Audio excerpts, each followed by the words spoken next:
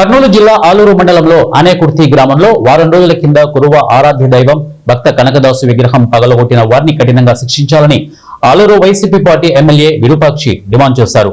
తప్పు చేసిన వాళ్లకు శిక్ష పడుతుందన్నారు. ఎమ్మెల్యే తన వంతు 20,000 రూపాయలు భక్త కనకదాసు నూతన విగ్రహం కూర్చోబెట్టడానికి కురువ పెద్దలకు అందించారు. అక్కడ విగ్రహం ఎంతో కష్టపడి పైసా పోగు చేసుకుని ఆ కులానికి చెందిన వాళ్ళు ఇంకా వేరే కులానికి చెందిన వాళ్ళు చాలా ఎంతో పవిత్రంగా భావించే విగ్రహాలని ఆ కులస్తులు అయితేనేమి వేరే కులస్తులు ఎవరైనా కానీ చందాలు వేసుకుని ఒకరు, ఎందుకంటే విగ్రహాలు ఒక్కరు పెట్టలేరు.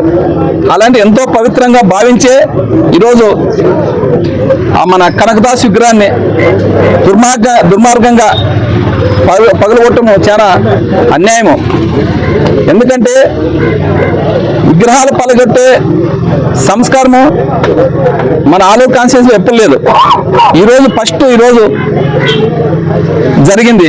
ఆ దుర్ఘటనని చాలా తీవ్రంగా ఖండిస్తున్నాం మేము. ఎందుకంటే అది కులాలకు చిచ్చు పెట్టి అదేవిధంగా గ్రామాన్నే నాశనం చేస్తుంది.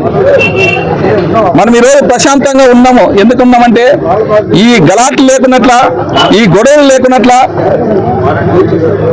ఆలూరు ఏ గొడవ అయినా కానీ నేను దాన్ని ఎప్పుడెప్పుడే తీవ్రంగా ఖండిస్తాను, ఏ పార్టీ అయితే నేను.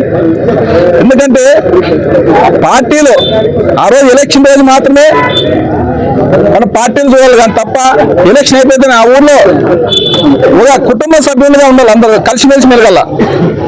ఎందుకంటే ఇలాంటివి